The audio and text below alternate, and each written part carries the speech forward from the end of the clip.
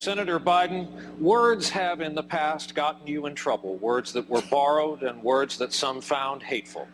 An editorial in the Los Angeles Times said, in addition to his uncontrolled verbosity, Biden is a gaffe machine.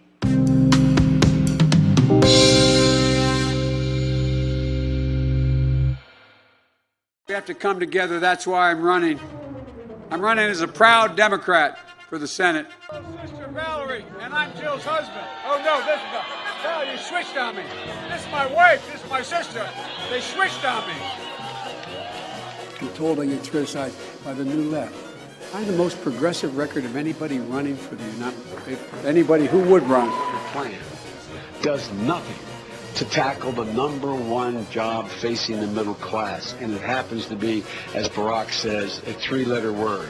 Jobs. J-O-B-S. Jobs. I'm Jill Biden's husband, and I am Kamala's running mate. You all think I'm kidding, don't you? I mean, you got the first sort of mainstream African American who was articulate and bright and clean and nice looking guy. I mean, that's a storybook. I don't like it up and no, let him go. Let him go. Look, the reason I'm running is because I've been around a long time and I know more than most people know. And I can get things done. That's why I'm running. And you want to check my shape on, let's do push-ups together here, man. Let's run. Let's do whatever you want to do. Let's take the nice pizza. And so the younger generation now tells me how tough things are. Give me a break. No. I have no empathy for it.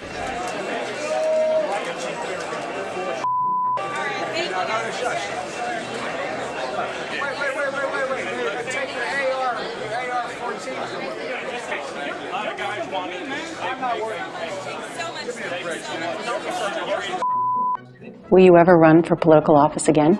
No. You cannot go to a 7-Eleven or a Dunkin' Donuts unless you have a slight Indian accent. I'm not joking. First disadvantage in this race. You've been the vice president. You weren't burdened down by the impeachment trials. In the participation. So how do you explain the performance in Iowa, and why should the voters believe that you can win the national election? It's a good question. Number one, I was a Democratic caucus. You ever been to a caucus? No, you haven't. You're a lying dog-faced pony soldier. You said you were, but now you got to be honest. I'm going to be honest with you. They have every problem coming to them. We have to make sure that every single child does in fact have 3, 4, and 5-year-olds go to school, not daycare, school. We bring social workers into homes with parents to help them deal with how to raise their children. It's not that they don't want to help, they don't know quite what to do. Play the radio, make sure the television, make sure you have the record player on at night, the phone, make sure the kids hear word. A kid coming from a very poor school, or a very poor background, will hear 4 million words fewer spoken by the time they get there. There's so much we hold these truths to be self-evident. All men and women created by you know the thing. And I also am told that Chuck Graham, state senator, is here. Chuck, stand up. Chuck, let me see you. Oh, God love you. What am I talking about? I tell you what, you're making everybody else stand up, though, pal. Thank you very, very much. I tell you what, stand up for Chuck. Thank you, pal. You can tell I'm new. Good to see you, buddy. Thank you. Thing. Poor kids are just as bright and just as talented as white kids.